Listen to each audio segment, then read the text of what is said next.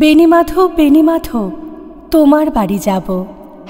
বেণীমাধব, তুমি কি আর আমার কথা ভাবো? বেণীমাধব, মোহন বাঁশি তমাল তরুমূলে বাজিয়েছিলে। আমি তখন মালতী স্কুলে ডেস্কে বসে অঙ্ক করি। ছোট্ট ক্লাস ঘর, বাইরে দিদিমণির পাশে দিদিমণির বর। আমি তখন নবম শ্রেণী, আমি তখন শাড়ি। আলাপ হলো বেণীমাধব, সুলেখাদের বাড়ি। বেণীমাধব, বেণীমাধব, লেখাপড়ায় ভালো। শহর থেকে বেড়াতে এলে আমার রং কালো। তোমায় দেখে এক দৌড়ে পালিয়ে গেছি ঘরে। বেণীমাধব, আমার বাবা দোকানে কাজ করে। কুঞ্জে অলি কুঞ্জে তবু ফুটেছে মঞ্জুরি। সন্ধেবেলা পড়তে বসে অঙ্কে ভুল করি। আমি তখন নবম শ্রেণী, আমি তখন 16। ব্রিজের ধারে বেণীমাধব লুকিয়ে দেখা হলো।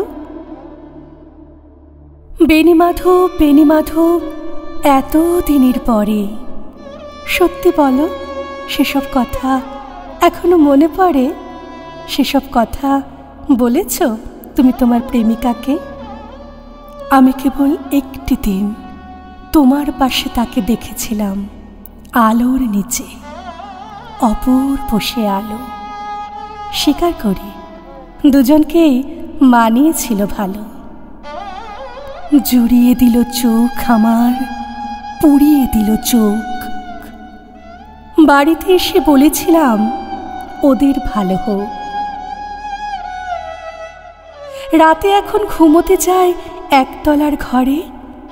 মেঝের ওপর বিছানা পাতা, জ্যোৎস্না এসে পড়ে। আমার পরে যে বোন ছিল, চোরা পথের বাঁকে মিলিয়ে গেছে। জানি না আজ কার সঙ্গে থাকে। আজ ছুটেছে, কাল কি হবে? কালের ঘরে শনি।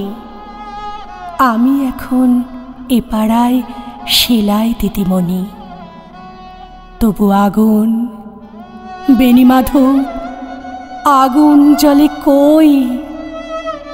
কেমন হবে আমিও যদি নষ্ট মেয়ে হই?